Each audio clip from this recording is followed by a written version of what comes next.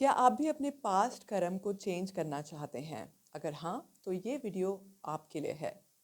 मेरा नाम नेहा भाटिया है। आप सभी का बहुत-बहुत स्वागत है इस चैनल पर और अगर अभी तक आपने सब्सक्राइब नहीं किया है तो प्लीज़ कर दीजिए।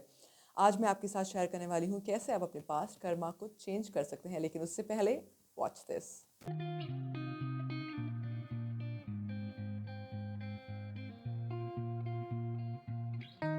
Hello there ladies and gentleman, this is Neha Bhatia. आप सभी का बहुत बहुत स्वागत है इस चैनल पर। आज हम बात करने वाले हैं कैसे हम अपने पास्ट कर्मास को चेंज कर सकते हैं। ये क्वेश्चन ना अक्सर मेरे से लोग पूछते हैं और ख़ास तौर से जब बिजनेस ओनर्स प्रोफेशनल्स मेरे साथ बैठते हैं और जब बहुत गहराई में बात होती है, सेशंस होते हैं, तो कई बार मैं ये बोलती हूँ कि अपने कर्म को चेंज करना सीखो आप।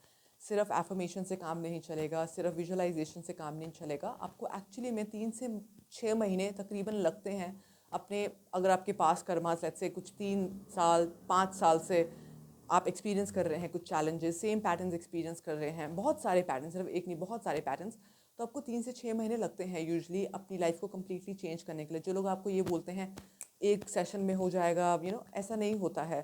चीज़ टाइम लगता है, वक्त लगता है प्रोसेस होने में, राइट? हमारा माइंड है, यू नो सो सबसे पहली चीज़ है आपको ना अपने कर्म को अगर चेंज करना है तो नेचुरल सी बात है, कुछ गलत कर्म हुए हैं चाहे कॉन्शियसली या अनकॉन्शियसली। तो सबसे पहले आपको आइडेंटिफाई करना है कि एक्चुअली में आपका कर्म गलत क्या हो रहा है। आपको लगता होगा कि डिसीजंस गलत हो रहे हैं, पर डिसीजंस तो ऊपर ऊपर हैं। And definitely there is no doubt कि ये एक कॉन्शियस डिसीजन, कॉन्शियस कर्मा है, राइट? एक एक्शन है, एक डिसीजन है, ठीक है, समझ गए। लेकिन उसके अगर आप और डेप्थ में जाओ तो हो सकता है कि आप बहुत ईजिली लोगों पे ट्रस्ट कर लेते हैं, राइट?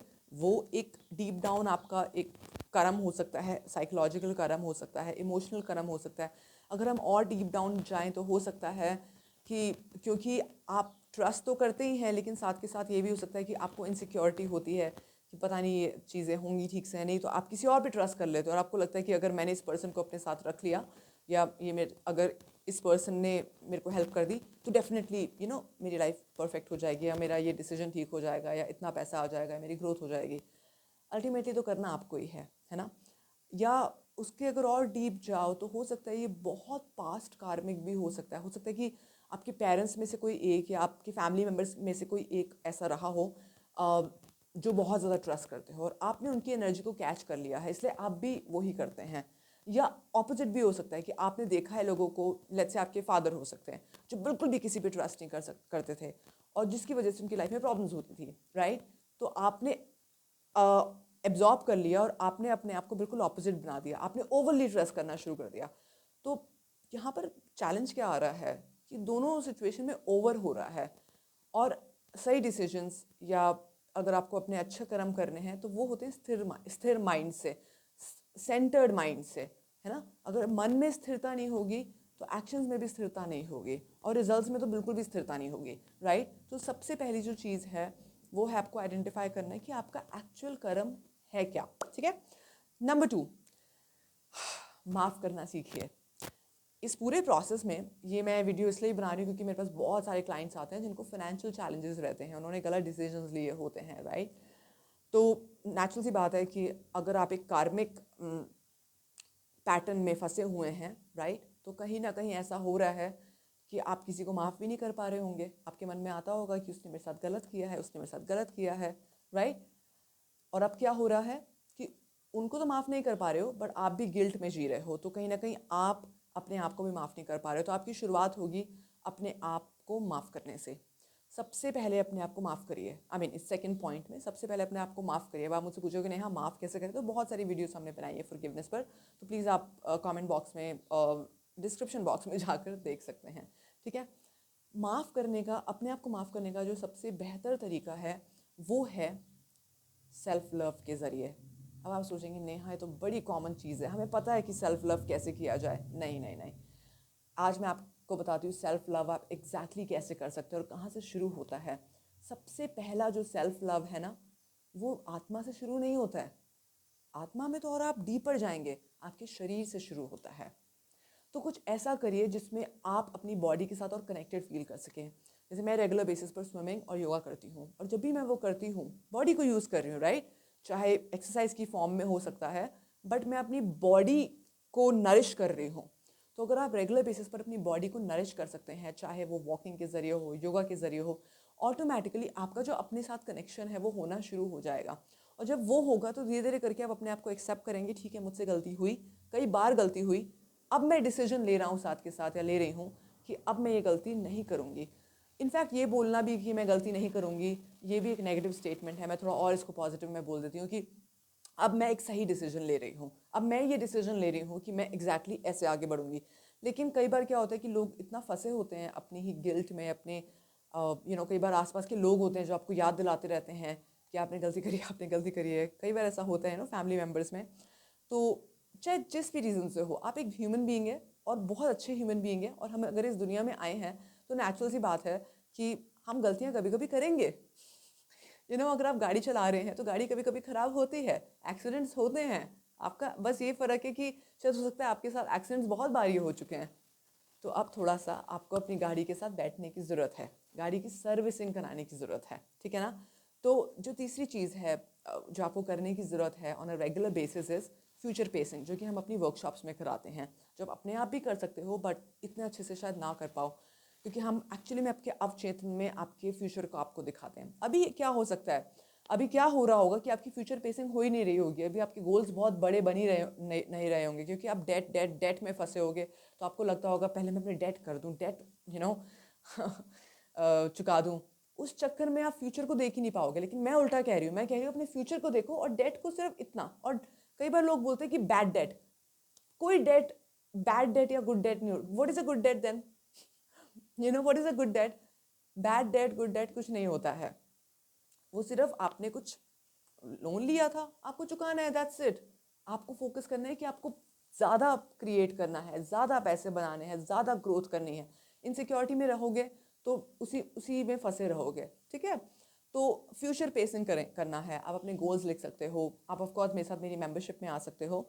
वहाँ पर हम और डिटेल में, प्राइवेट मेंबरशिप में तो ऑफकोर्स बहुत डिटेल में जाते हैं, एक एक लाइन में हम फोकस करते हैं कि आपकी क्या एक एक एफर्मेशन होनी चाहिए, क्या आपके एग्जैक्ट गोल्स होने चाहिए, 1 साल के लिए, 6 महीने के लिए, 1 महीने के लिए, राइट। और जब आपके सामने वो होगा तो सबसे पहले आपको कॉन्फिडेंस वापस आ जाएगा, उसके बाद आपकी सर्टनिटी वापस आ जाएगी।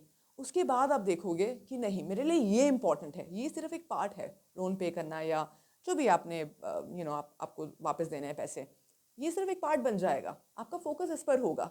अभी क्या है, आपका फोकस ये बना हुआ है, इसलिए आपको टेंशन हो रही है, आपको आपको स्ट्रेस हो रहा है। लेकिन जब आपका फोकस ये होगा तो आपको मज़ा आएगा।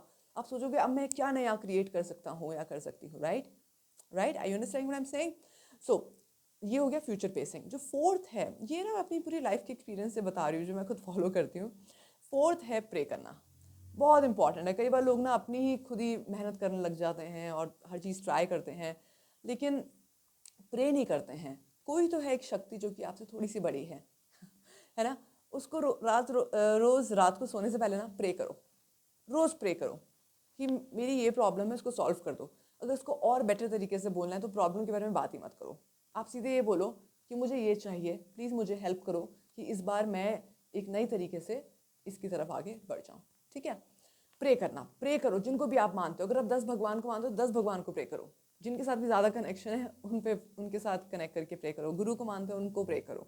किस नहीं पता कि आप किसको मानते हो, तो सिर्फ मान लो कि कोई तो शक्ति है, कुछ तो है जो हमसे बड़ा है, बस उसको प्रे करो, ठीक है ना। फोर्थ। फिफ्थ है बहुत इंपॉर्टेंट, ये बहुत इंपॉर्टेंट है, ये लोग रियली में समझते नहीं हैं कि ये कितना इंपॉर्टेंट हो सकता है। इसको बोलते हैं अपनी एनर्जी को ना प्रोटेक्ट करना सीखो। ये भी हम अपनी वर्कशॉप में बहुत डिटेल में सिखाते हैं, समझाते हैं।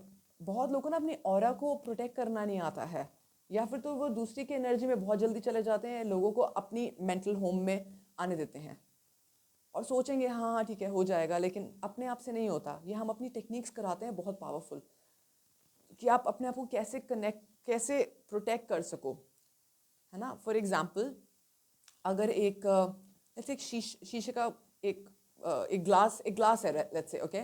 आप उस पर पत्थर मारते हो या ईंट मारते हो, टूट जाएगा, राइट, है ना। डिपेंड ऑन कि उसकी क्वालिटी कैसी है।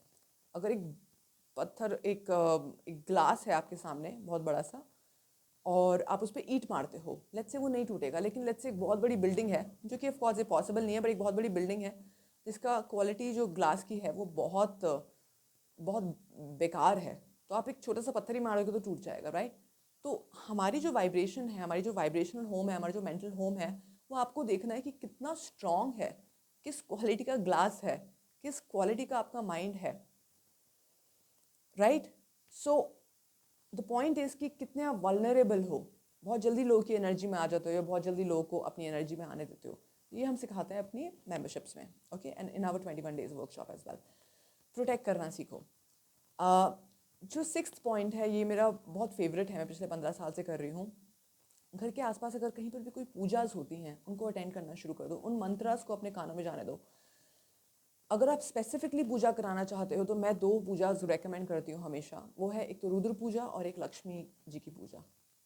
अगर आपको फाइनेंशियल लेवल पे चैलेंजेस हैं या अगर आपको बहुत सालों से चैलेंजेस चल रहे हैं, कहते हैं कि अगर आप रुद्र पूजा करते हैं तो उसका इम्पैक्ट 1 साल तक रहता है।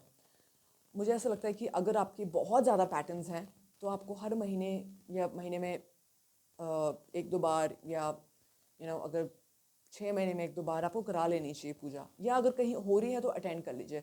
उन मंत्रास को, उस एनर्जी को आपके अंदर जाने दो। अगर आपकी प्रॉब्लम 6 साल से चल रही है, 3-4 साल से चल रही है, तो आप रेगुलर बेसिस पर पूजा अटेंड करो, उस एनर्जी में आओ रेगुलर बेसिस पर, ठीक है? 7th इज अपने ऊपर इन्वेस्ट करो, हायर अ मेंटोर। अगर आपकी लाइफ में मेंटोर नहीं है ना जो आपको धक्का दे सके, तो आप अपने आप को धक्का देते देते थक जाओगे। इस लाइक अगर मैं कोई गाड़ी चला रही हूँ और गाड़ी अगर चलाते चलाते बंद हो जाती है, तो या फिर तो मैं गाड़ी के अंदर रहकर गाड़ी को धक्का दे सकती हूँ, जो कि होता है। हम सेल्फ टॉक करते हैं, बहुत ज़्यादा एनालिसिस करते हैं, पैरालिसिस हो जाता है सोच सोच के, राइट? मेंटल पैरालिसिस हो जाता है।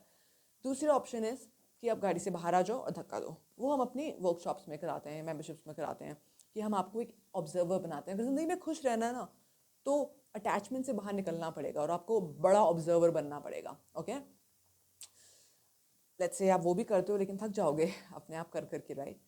फिर लेट्स से आप गाड़ी चला रहे हो, गाड़ी ख़राब हो जाती है, अब आप गाड़ी से बाहर आते हो, अब लोगों से हेल्प मांगते हो। कितना लोगों से हेल्प मांगोगे कि मुझे 50,000 और दे दो, मेरे को 2 लाख और दे दो, और मैं वो लोन्स पे कर सकूं। तो वो लोन ख़त्म होगा, ये लोन शुरू हो जाएगा।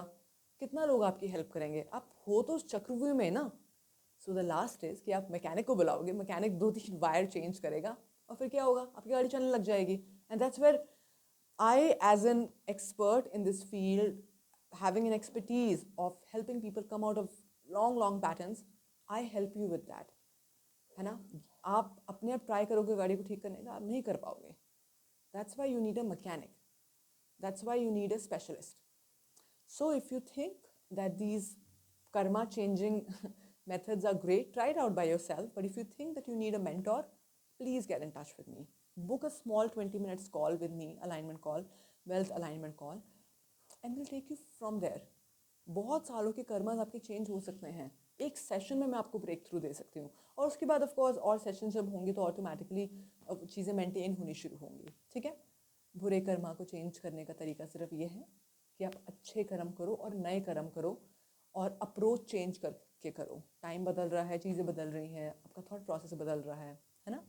सो get in touch with me, take up a session और and take up a complete membership. Get in touch with us, we'll help you more understanding how this can be done, okay? So I hope ये 7 steps आपको बहुत अच्छे लगे। उसको फिर से एक बार रिकैप कर लेते हैं। फर्स्ट, अपने कर्मा को आइडेंटिफाई करो। सेकंड, अपने आप को फॉरगिव करना सीखो। थर्ड, फ्यूचर को बनाओ, कुछ दिन लो और अपने साथ फ्यूचर को बनाओ। मेरे को ये चाहिए और सर्टन हो जाओ, कॉन्फिडेंट हो जाओ। फोर्थ, प्रे करो, ठीक है? फिफ्थ, प्रोटेक्ट करना सीखो। 6th, पूजा करो रेगुलर बेसिस पर, एटलीस्ट हफ्ते में 1 बार अगर अटेंड कर सकते हो या स्पेशली अपने लिए करा सकते हो। और लास्ट इज़ इन्वेस्ट करो। टाइम, एनर्जी एंड मनी, तीनों चीज़ें लगेंगी। सिर्फ टाइम नहीं लगेगा, सिर्फ मनी नहीं लगेगा, एनर्जी भी लगेगी, आपकी खुद की एनर्जी एंड कमिटमेंट। और 3 से 6 महीने में आपके सारे के सारे 3-4 साल के पास्ट कर्मा चेंज हो सकते हैं। वेरी मच पॉसिबल, ठीक है? With that thank you so much. I hope you like this video.